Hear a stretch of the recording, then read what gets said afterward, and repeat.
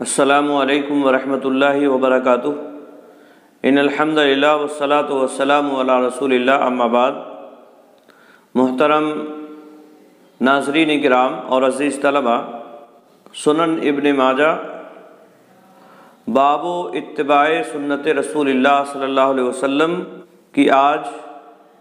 5ویں اور اس کے بعد والی احادیث ہم پڑھیں گے۔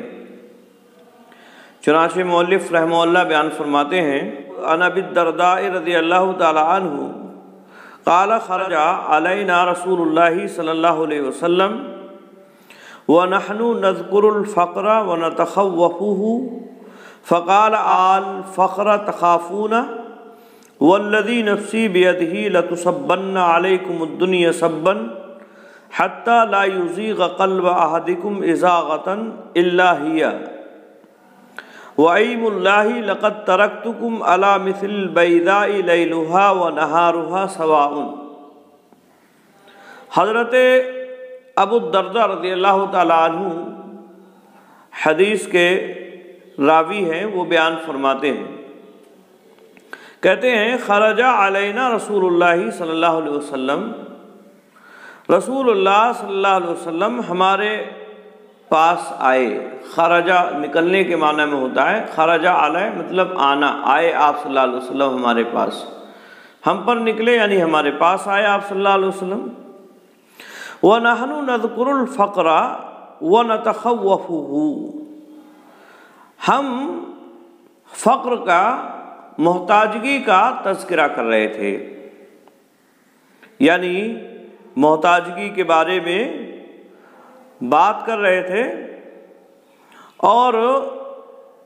اس کے تعلق سے خوف کا اظہار کر رہے تھے۔ وَنَتَخَوَّفُهُ، اور خوف کا اظہار کر رہے تھے، ہم اس سے ڈر رہے تھے۔ فقال، تو آپ صلی اللہ علیہ وسلم نے ارشاد فرمایا، الفقر تخافون، جو ہے حمزہ شروع میں یہ مد کے ساتھ ہے، الفقر، کیونکہ حمزہ استفہام ہے۔ الفقر تخافون، کیا تم محتاجگی سے خوف کھاتے ہو؟ الفقر یہ مفعول مقدم ہے تخافون کا، یعنی کیا تم محتاجگی سے خوف کھاتے ہو؟ والذی نفسی بیدہ، اس ذات کی قسم جس کے ہاتھ میں میری جان ہے، لَتُصَبَّنَّ عَلَيْكُمُ الدُّنْيَا صَبًّا، لَتُصَبَّنَّ یہ فعل مجہول ہے صب یصب سے، اور نون ثقیلہ جو تاکید کے لیے آتا ہے وہ بھی اس کے ساتھ لگا ہوا ہے۔ لَتُصَبَّنَّ انڈیل دی جائے گی، صب یصب کا مطلب ہوتا ہے انڈیلنا، اوپر سے کسی چیز کا گرا دینا، تو لَتُصَبَّنَّ انڈیل دی جائے گی، گرا دی جائے گی تمہارے اوپر، علیکم الدنیا، دنیا، سبن انڈیلنا، یعنی تاکید کے لیے آیا مزید کہ تمہارے اوپر دنیا انڈیل دی جائے گی، یعنی دنیا کی تمہارے اوپر ریل پیل ہوگی، چکا چوند ہوگی دنیا کی، ساری دنیا کی آرام کی چیزیں جتنی بھی ہوتی ہیں وہ ساری کی ساری تمہیں میسر ہوں گی۔ اور یہ آپ صلی اللہ علیہ وسلم نے بتلایا، ویسے ہی ہوا۔ قیصر و کسریٰ کے خزانے مسلمانوں کے ہاتھ آئے، اور آج کے ماحول میں ہم دیکھ رہے ہیں کتنی دولت اللہ رب العالمین نے عطا فرمائی ہے، ہر طرف دنیا کی ریل پیل ہوگی۔ حتی لا یزیغ قلب احدکم ازاغۃ الا ہی، یہاں تک کہ مائل نہیں کرے گا تمہارے دلوں کو مائل کرنا مگر یہی، یعنی حق سے ہٹائے گی اگر کوئی چیز تمہیں تو یہی حق سے ہٹانے والی ہوگی، یعنی دنیا ہی سے، دنیا کے ذریعے ہی سے تم حق سے ہٹ سکتے ہو۔ الا ہی ضمیر ہے، واحد مؤنث کے لیے آتی ہے، اور اس کے آخر میں ہا اس سخت ہے، ہا اس سخت، یہ ایک ہا ہوتی ہے جو کلمے کے آخر میں جوڑی جاتی ہے تاکہ اس سے ماقبل میں جو حرکت ہے اس حرکت کو جانا جائے۔ ہا السکت مطلب ہائے ساکنہ، اور کبھی کبھی اس ہا پر ضمہ یا اسی طرح سے کسرہ وغیرہ بھی آ جایا کرتا ہے جب اس کے بعد الف ہو اور ملا کر پڑھنا مقصد ہو۔ تو یہاں الا ہی میں جو ہا ہے آخر میں یہ ہا السکت ہے اور اصل جو ہے وہ ہیا ہے، یعنی دنیا ہی تمہارے دلوں کو مائل کرے گی، اس کے علاوہ کوئی دوسری چیز تمہارے دلوں کو مائل نہیں کرے گی۔ حتی لا یزیغ قلب احدکم اذاغۃ الا ہیہ، یہاں تک کہ تمہارے دلوں کو نہیں پھیرے گی، نہیں مائل کرے گی کوئی چیز الا ہیہ مگر یہی، یعنی دنیا ہی کی وجہ سے تم راہ راست سے ہٹ سکو گے اور اس کے علاوہ کوئی اور دوسری چیز نہیں ہٹا سکے گی۔ وَأَيْمُ اللَّهِ، اور اللہ کی قسم، وَأَيْمُ اللَّهِ، اَيْمُ اللَّهِ قسم کے لیے اللہ کی قسم، لَقَدْ تَرَكْتُكُمْ عَلَى مِثْلِ الْبَيْضَاءِ، تحقیق کہ میں نے تمہیں چھوڑا ہے، ترکتکم میں نے تمہیں چھوڑا ہے، علی مثل البیضاء روشن راہ پر، میں نے تمہیں چھوڑا ہے روشن راہ پر، لیلھا و نہارھا سواء، اس کے رات اور دن برابر ہیں، روشن شریعت پر چھوڑا ہے، راہ روشن سے مراد کیا ہے؟ یعنی روشن ملت۔ قال ابو الدرداء، حضرت ابو الدرداء رضی اللہ تعالیٰ عنہ نے فرمایا، صدقہ، اے صدقہ رسول اللہ صلی اللہ علیہ وسلم، کہ رسول اللہ صلی اللہ علیہ وسلم نے سچ کہا، یعنی جو آپ صلی اللہ علیہ وسلم نے بیان فرمایا وہ ایک دم سچ ہے۔ واللہ، رسول اللہ صلی اللہ علیہ وسلم ترکنا، واللہ اللہ کی قسم، رسول اللہ صلی اللہ علیہ وسلم نے ہمیں چھوڑا، اللہ کی قسم، علی مثل البیضاء روشن راہ پر چھوڑا ہے، لیلھا و نہارھا سواء، اس کے دن رات برابر ہے۔ دن رات برابر ہے کا مطلب کیا ہے؟ یعنی اس کے اندر کسی بھی طرح کی کوئی خفا نہیں ہے، کسی بھی طرح کی کوئی پیچیدگی نہیں ہے، تمام چیزیں واضح ہیں، تمام احکام واضح ہیں۔ اور اس کا ایک معنی اور مفہوم یہ بھی کیا گیا ہے علی مثل البیضاء کا، یعنی علی القلوب البیضاء، یعنی صاف ستھرے دل تمہارے ہیں، میں نے تمہیں اس حال میں چھوڑا ہے، یعنی کوئی کسی طرح کا کوئی شک و شبہ تمہارے دلوں میں موجود نہیں ہے۔ یہ حدیث کئی باتیں اس سے معلوم ہو رہی ہیں۔ اللہ رب العالمین کی آزمائش مفلسی سے بھی ہوتی ہے، یعنی محتاجگی، تنگ دستی سے بھی اللہ رب العالمین آزماتا ہے، اور اس کی وجہ سے بہت سے لوگ تلاش رزق کے حرام طریقے اختیار کر لیتے ہیں،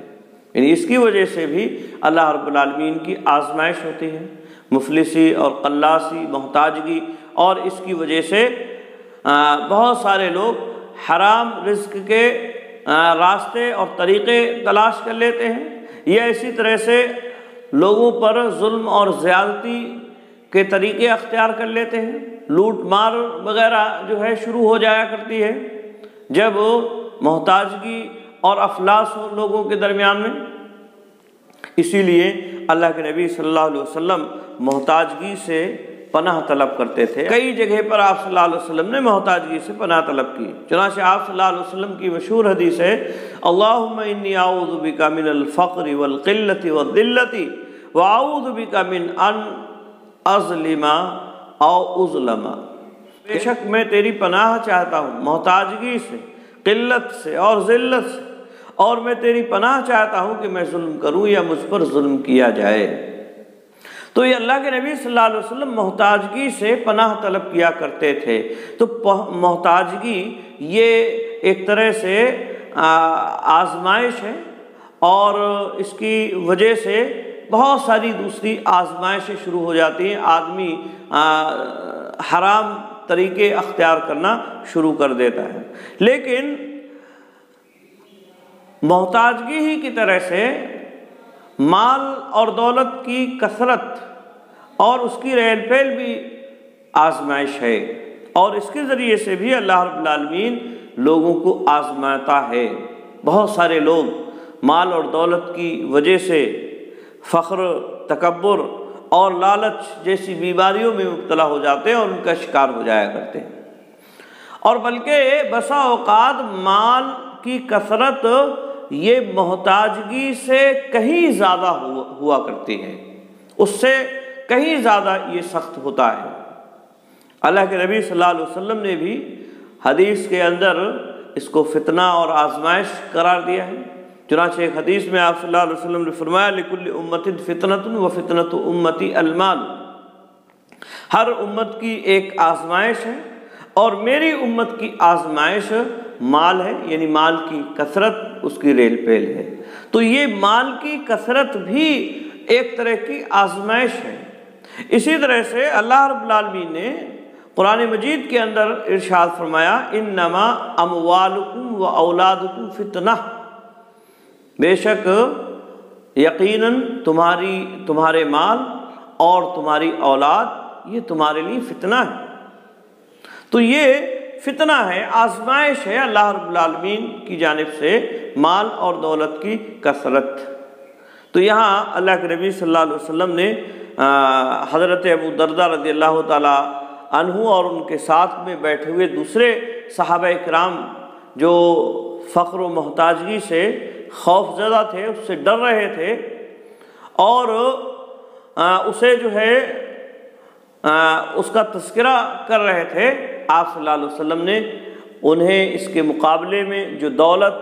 اور اسی طرح سے مال کی کثرت وغیرہ ہوتی ہے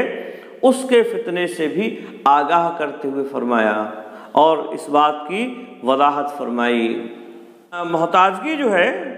یہ اتنی بڑی آزمائش نہیں ہے جتنی بڑی دولت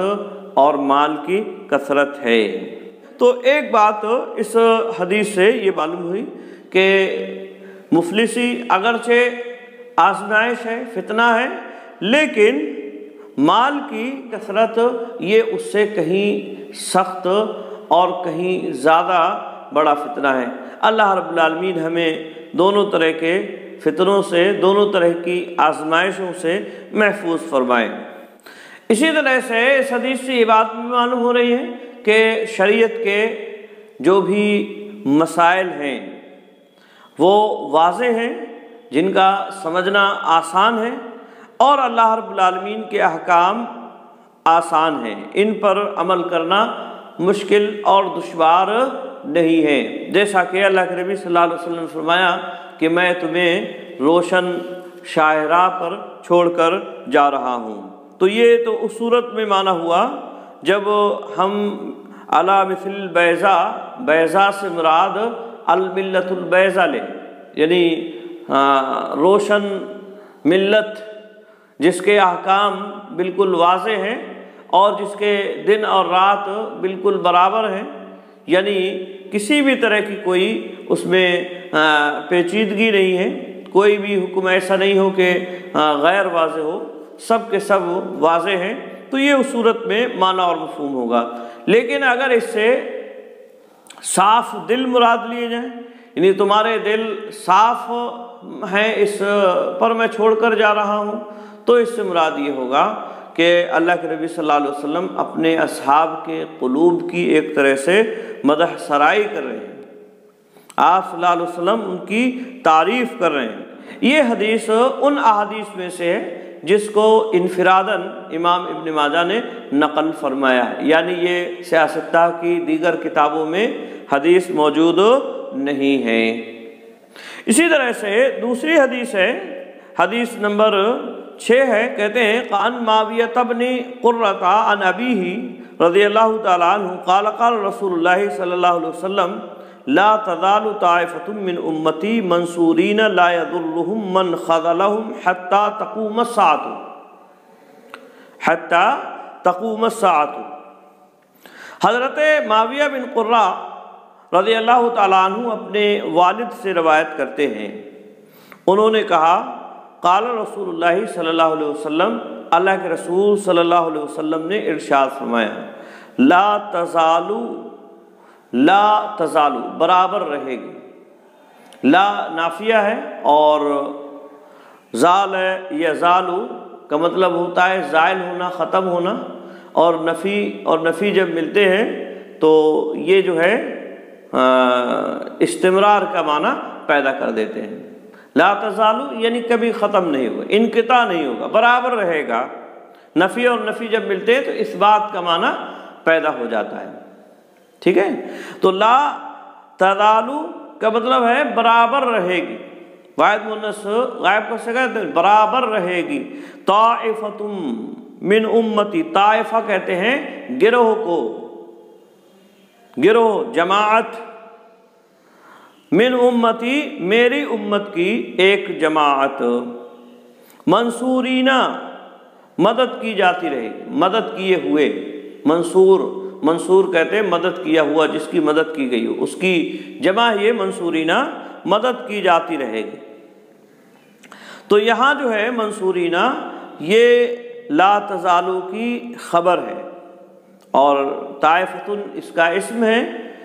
اور منصورینا جو ہے اس کی خبر ہے، یعنی برابر میری امت کی ایک جماعت برابر مدد کی جاتی رہے گی۔ لا یضرہم من خذلہم، نقصان نہیں دے گا ان کو، ضر یضر کا مطلب ہوتا ہے نقصان دینا، لا یضرہم نقصان نہیں دے گا ان کو، من خذلہم جو انہیں رسوا کرنا چاہے گا۔ خذل یخذل کا مطلب ہوتا ہے رسوا کرنا، تو جو ان کو رسوا کرنا چاہے گا وہ انہیں نقصان نہیں دے گا، یا ان کی مدد نہ کرنے والا انہیں نقصان نہیں دے گا۔ لا یضرہم من خذلہم،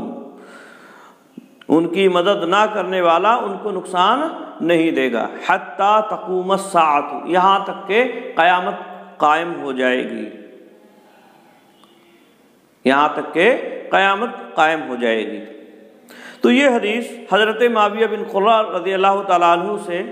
مروی ہے، اللہ کے نبی صلی اللہ علیہ وسلم نے بیان فرمایا۔ حدیث سے یہ بات معلوم ہو رہی ہے کہ امت محمدیہ میں ایک جماعت ہمیشہ حق پر قائم رہے گی، اور ان کی مخالفت کرنے والے، ان کے خلاف باتیں بنانے والے، یا ان کے خلاف لڑنے والے، یا اسی طرح سے ان سے بغض اور حسد کرنے والے، کوئی بھی آدمی ہو، کوئی بھی کتنے ہی لوگ ہوں، چاہے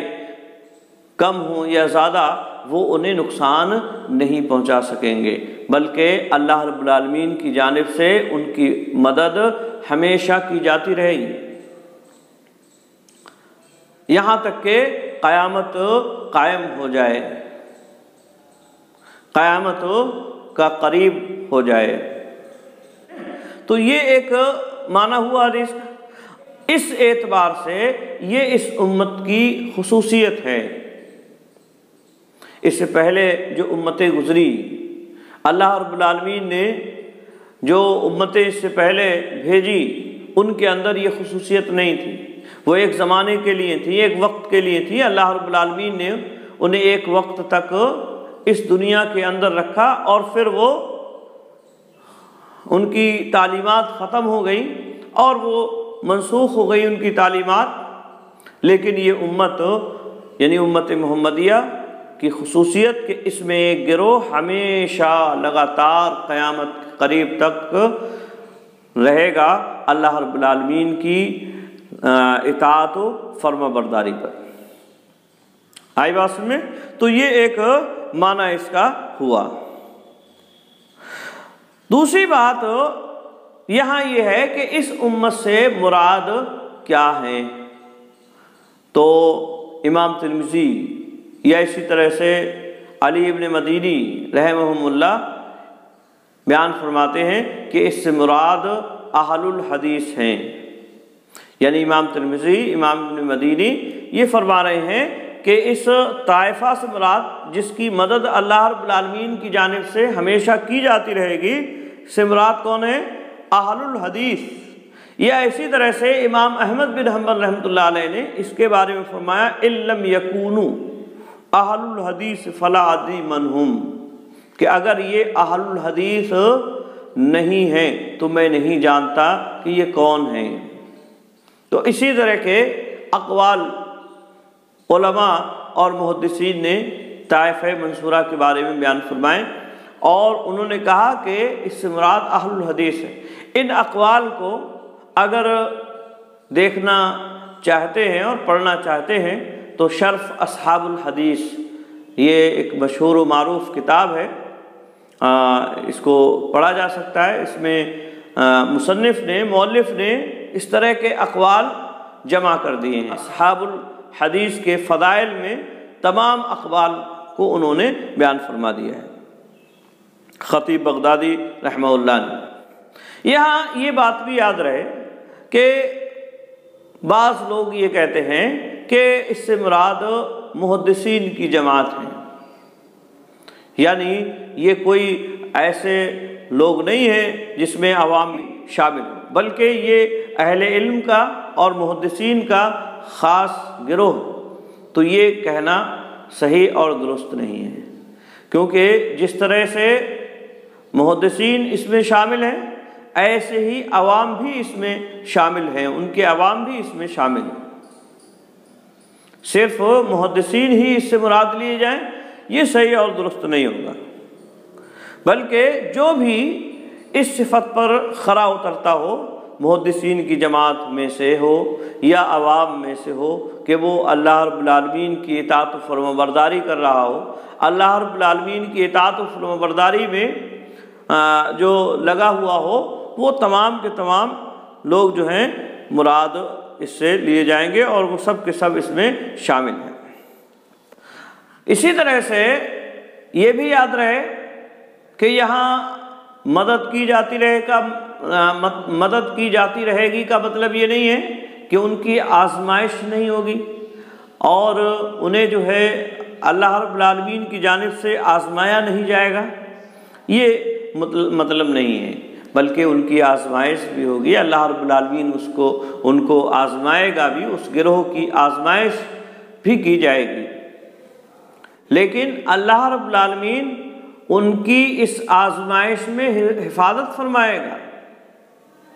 آزمائش تو ہوگی لیکن اللہ رب العالمین ان کی آزمائش میں مدد فرمائے گا، اور آخر کار نتیجہ انہی کے حق میں آئے گا، اور وہی جو ہے حق پر قائم رہ سکیں گے، جیسے امام احمد بن حنبل یا اسی طرح سے امام مالک رحمہ اللہ، یا اس کے علاوہ اور بہت سارے لوگوں کے ساتھ آزمائش کے معاملے پیش ہوئے اور آئے ان کے سامنے آزمائش کی چیزیں، تو وہ اس پر کھرے اترے اور انہوں نے جو ہے اس پر ہر طرح کی مشکلات اور پریشانیوں میں اللہ رب العالمین کی اطاعت و فرمانبرداری پر لگے رہے۔ اس حدیث میں اللہ کے نبی صلی اللہ علیہ وسلم نے یہ فرمایا حتیٰ تقوم الساعۃ، یہاں تک کہ قیامت قائم ہو۔ بظاہر اس سے یہ بات معلوم ہو رہی ہے کہ قیامت کے قیام تک یہ گروہ موجود رہے گا، یعنی اہل حق کا یہ گروہ قیامت کے قیام تک یہ گروہ موجود رہے گا۔ جبکہ ایک حدیث میں اللہ کے نبی صلی اللہ علیہ وسلم نے یہ بات بھی بیان فرمائی لا تقوم الساعۃ الا علی اشرار الخلق، کہ قیامت قائم نہیں ہوگی مگر بدترین لوگوں پر۔ یا اسی طرح سے ایک حدیث میں اس بات کی بھی وضاحت بیان فرمائی اللہ کے نبی صلی اللہ علیہ وسلم نے کہ قیامت قائم نہیں ہوگی اس وقت تک جب تک کہ اللہ رب العالمین کا نام لینے والا، اللہ اللہ کہنے والا کوئی بھی شخص موجود ہے۔ تو بظاہر دونوں حدیثوں میں تعارض اور اختلاف نظر آ رہا ہے کہ ایک میں تو یہ کہا گیا کہ قیامت اس وقت تک قائم نہیں ہوگی جب تک کہ اللہ اللہ کہنے والا کوئی آدمی ہے، اور یہاں یہ کہا جا رہا ہے کہ قیامت کے قیام تک یہ موجود رہیں گے، تو اس سے تو یہ بظاہر معلوم ہو رہا ہے کہ یہ لوگ اس وقت موجود ہوں گے جب قیامت قائم ہوگی۔ تو اس کا جواب یہ ہے کہ اصل میں اس حدیث میں قیامت کے قیام سے مراد کیا ہے؟ یعنی قرب قیامت، یعنی اللہ رب العالمین جب تک چاہے گا، امتحان اور آزمائش کا اس کا ارادہ ہے، تب تک یہ دنیا قائم رہے گی اور مومن اور مسلمان اور اسی طرح سے کافر لوگ اس میں موجود رہیں گے۔ لیکن جب اللہ رب العالمین کے غصے کا پیمانہ لبریز ہو جائے گا، لوگوں کی زیادتیاں حد سے زیادہ بڑھ جائیں گی، تو ایک ہوا چلائے گا اللہ رب العالمین، جس کے ذریعے سے اہل ایمان مومن ختم ہو جائیں گے، اور پھر اشرار الخلق بدترین لوگ اس دنیا کے اندر رہ جائیں گے اور ان پر قیامت قائم کر دی جائے گی۔ آئی بات میں؟ تو یہ یہاں حدیث میں مراد حتیٰ تقوم الساعۃ سے قرب قیامت مراد ہے، یہاں تک کہ قیامت کا قریب ہو جائے گا۔ یا اسی طرح سے یہ بھی معنی اور مفہوم مراد لیا جا سکتا ہے کہ اس طائفہ کی ذاتی موت مراد ہے۔ چنانچہ کہا جاتا ہے من ماتا وقعت علیہ القیامہ، من ماتا وقعت علیہ القیامہ، جو مر جاتا ہے، جس پر موت واقع ہو جاتی ہے، اس پر قیامت واقع ہو جاتی ہے۔ تو یہ بات بھی اس تعلق سے کہی گئی ہے، لیکن پہلا معنی یہ زیادہ درست لگتا ہے، یعنی قیامت کے قریب گویا کہ اس سے مراد ہے۔ اسی طرح سے تیسری حدیث ہے، حضرت ابو ہریرہ رضی اللہ تعالیٰ عنہ اس حدیث کے راوی ہیں، اسی معنی اور مفہوم میں یہ حدیث بھی ہے۔ چنانچہ کہتے ہیں ان رسول اللہ صلی اللہ علیہ وسلم لا تزال طائفة من امتی قوامة علی امر اللہ لا یضرها من خالفها۔ حضرت ابو ہریرہ رضی اللہ تعالیٰ عنہ بیان فرماتے ہیں، انہوں نے کہا بے شک رسول اللہ صلی اللہ علیہ وسلم نے ارشاد فرمایا لا تزال طائفة من امتی، برابر میری امت میں سے ایک جماعت رہے گی، قوامتاً قائم رہے گی، علی امر اللہ، اللہ رب العالمین کے امر پر، یعنی اس کی اطاعت و فرما برداری کرتی رہے گی، اس سے ذرہ برابر ہٹے گی نہیں، دور نہیں ہوگی۔ لا یضرها من خالفها، اس کو نقصان نہیں دے گا۔ ہا کی ضمیر لا یضرها میں ہا کی ضمیر یہ طائفہ کی جانب جا رہی ہے، تو اس کو نقصان نہیں دے گا من خالفها، وہ جو اس کی مخالفت کرے گا، یعنی جو ان کی مخالف ہوں گے وہ اس کو نقصان نہیں پہنچا پائیں گے۔ اللہ رب العالمین کی مدد ان کے شامل حال رہے گی، اللہ رب العالمین ان کی مدد کرتا رہے گا۔ اسی طرح سے اگلی حدیث ہے، کہتے ہیں حدثنا ابو عبداللہ قال حدثنا ہشام بن عمار حدثنا الجراح بن ملیح حدثنا بکر بن زرعہ قال سمعت ابا انبتہ الخولانی وکان قد صلی القبلتین مع رسول اللہ صلی اللہ علیہ وسلم قال سمعت رسول اللہ صلی اللہ علیہ وسلم یقول لا يزال اللہ یغرس فی هذا الدین غرسا یستعملهم فی طاعته۔ حضرت ابو انبا الخولانی سے روایت ہے، ابو انبا خولانی سے روایت ہے، اور یہ وہ صحابی ہیں جنہوں نے رسول اللہ صلی اللہ علیہ وسلم کے ساتھ دونوں قبلوں کی طرف نماز پڑھی ہے۔ ابو انبا کے بارے میں کہا وَكَانَ قَدْ صَلَّى الْقِبْلَتَيْنِ مَعَ رسول اللہ صلی اللہ علیہ وسلم، یعنی یہ وہ صحابی ہیں جنہوں نے نبی اکرم صلی اللہ علیہ وسلم کے ساتھ دونوں قبلوں کی طرف نماز پڑھی ہے، یعنی بیت المقدس کی جانب بھی اور اسی طرح سے خانہ کعبہ کی جانب بھی۔ ٹھیک ہے، انہوں نے فرمایا میں نے رسول اللہ صلی اللہ علیہ وسلم سے سنا، آپ صلی اللہ علیہ وسلم فرماتے تھے، کیا فرماتے تھے؟ لا یزال اللہ، اللہ رب العالمین برابر یغرسو، پودے لگاتے رہے۔ غرسہ یغرسو کا مطلب ہوتا ہے پودے لگانا، فی ھذا الدین، اس دین میں، غرسن پودے لگانا، یستعملہم فی طاعتہ، اور ان سے اللہ رب العالمین اپنی اطاعت میں کام لیتا رہے گا۔ یعنی اللہ رب العالمین ہمیشہ نئے نئے پودے اس دین میں لگاتا رہے گا، یعنی نئے نئے لوگ اس سے جڑتے رہیں گے، اور اللہ رب العالمین ان سے اپنی اطاعت و فرمانبرداری میں کام لیتا رہے گا۔ یعنی یہ دین جو ہے یہ محدود نہیں ہوگا، بلکہ اس میں اضافہ ہی ہوتا چلا جائے گا، نئے نئے لوگ اس سے جڑتے چلے جائیں گے، اور وہ اللہ رب العالمین کی اطاعت و فرمانبرداری کرتے رہیں گے۔ آئی بات میں؟ تو یہ حدیث بھی اس معنی اور مفہوم کی ہے کہ اللہ رب العالمین کی اطاعت و فرمانبرداری میں یہ لوگ رہیں گے، ایک جماعت اس کی جو ہے ہمیشہ قائم رہے گی، جیسا کہ اس سے پہلے اس معنی اور مفہوم کو بیان کیا گیا۔ اسی طرح سے اگلی حدیث ہے، کہتے ہیں ان عمرو بن شعیب عن ابیہ قال قام معاویۃ خطیبا فقال این علماؤکم سمعت رسول اللہ صلی اللہ علیہ وسلم یقول لا تقوم الساعة الا طائفة من امتی ظاہرون علی الناس لا یبالون من خذلهم ولا من نصرهم۔ حضرت عمرو بن شعیب کے والد شعیب بن محمد سے روایت ہے کہ حضرت معاویہ رضی اللہ تعالیٰ عنہ نے کھڑے ہو کر خطبہ دیا، اور خطبے کے دوران میں فرمایا تمہارے علماء کہاں ہیں؟ این علماؤکم، تمہارے علماء کہاں ہیں؟ پھر فرمایا سمعت رسول اللہ صلی اللہ علیہ وسلم یقول لا تقوم الساعة، میں نے سنا رسول اللہ صلی اللہ علیہ وسلم کو کہتے ہوئے لا تقوم الساعة الا، قیامت قائم نہیں ہوگی مگر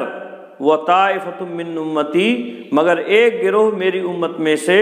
ظاہرون علی الناس، غالب رہے گا۔ ظاہرون کا مطلب اے غالبون، غالب رہے گا لوگوں پر، لا یبالون من خذلہم، وہ پرواہ نہیں کریں گے، لا یبالون، وہ پرواہ نہیں کریں گے، من خذلہم، اس کی جو انہیں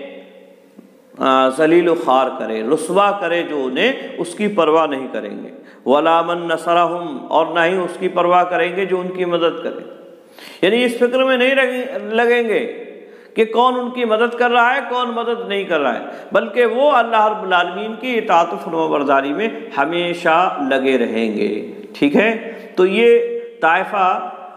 کی صفت اس حدیث میں بیان کی گئی کہ یہ ہمیشہ اللہ رب العالمین کی اطاعت و فرمانبرداری میں رہیں گے، لوگوں پر جو ہے غالب رہیں گے، اللہ رب العالمین ان کی مدد ہمیشہ کرتا رہے گا۔ آئی بات سننے؟ تو اس معنی اور مفہوم کی یہ جو پہلے روایت گزری اسی معنی اور مفہوم میں یہ روایت بھی ہے۔ اسی طرح سے اگلی حدیث ہے ان ثوبان ان رسول اللہ صلی اللہ علیہ وسلم قال لا يزال طائفة من امتی علی الحق منصورین لا يضرهم من خالفهم حتى یاتی امر اللہ عز وجل۔ حضرت ثوبان رضی اللہ تعالیٰ عنہ سے یہ حدیث مروی ہے کہ اللہ کے نبی صلی اللہ علیہ وسلم نے فرمایا میری امت کا ایک گروہ برابر حق پر مدد کیا جاتا رہے گا، علی الحق منصورین، حق پر مدد کیا جاتا رہے گا، یعنی اس کی مدد کی جاتی رہے گی، اللہ رب العالمین کی مدد اس کے شامل حال رہے گی برابر۔ لا یضرهم من خالفهم، نقصان نہیں دے گا ان کو وہ جو ان کی مخالفت کرے گا، حتی یاتی امر اللہ، یہاں تک کہ اللہ رب العالمین کا معاملہ آ جائے۔ اللہ رب العالمین کے معاملے سے مراد قیامت، یہاں تک کہ اللہ رب العالمین کا معاملہ آ جائے۔ تو یہ حدیث یا اس سے پہلے جو احادیث گزری یہ ساری تقریباً ایک ہی معنی اور مفہوم میں ہے کہ ایک گروہ ہمیشہ حق پر قائم رہے گا، اللہ رب العالمین کی اطاعت و فرمانبرداری میں لگا رہے گا، اور انہیں لوگوں کی پرواہ نہیں ہوگی کہ وہ ان کی مدد کر رہے ہیں یا نقصان پہنچا رہے ہیں۔ اور جب یہ اطاعت و فرمانبرداری میں لگے رہیں گے تو اللہ رب العالمین بھی ان کی مدد فرمائے گا، ان کی آزمائشیں ضرور ہوں گی، لیکن نتیجہ آخر میں انہی کے حق میں ہوگا اور یہی کامیاب و کامران رہیں گے۔ اور یہ اس وقت تک رہے گا جب تک اللہ رب العالمین اس دنیا کے اندر اسلام کو قائم کرنا چاہے گا۔ اور ایک وقت ایسا آئے گا کہ جب اللہ رب العالمین اس دنیا سے اللہ اللہ کہنے والے ہر شخص کو اٹھا لے گا، اس پر موت واقع ہو جائے گی، اور پھر اشرار الخلق دنیا کے بدترین لوگ باقی رہ جائیں گے اور ان پر اللہ رب العالمین قیامت قائم فرمائے گا۔ آئی بات میں تو یہ اطاعت و فرمانبرداری کی فضیلت اور اس کی اہمیت ہے کہ اگر ایک بھی آدمی اللہ کی اطاعت و فرمانبرداری کرنے والا موجود ہے تو اس پر اس وقت تک قیامت قائم نہیں ہوگی۔ یہ اطاعت و فرمانبرداری کی اہمیت ہے کہ اس وقت تک قیامت قائم نہیں ہوگی جب تک کہ اللہ رب العالمین کی اطاعت و فرمانبرداری، نبی اکرم صلی اللہ علیہ وسلم کی اطاعت و فرمانبرداری کی جاتی رہے گی۔ یہ چند احادیث آپ کی خدمت میں آج ہم نے رکھی۔ آج کے لیے بس اتنا ہی۔ السلام علیکم ورحمۃ اللہ وبرکاتہ۔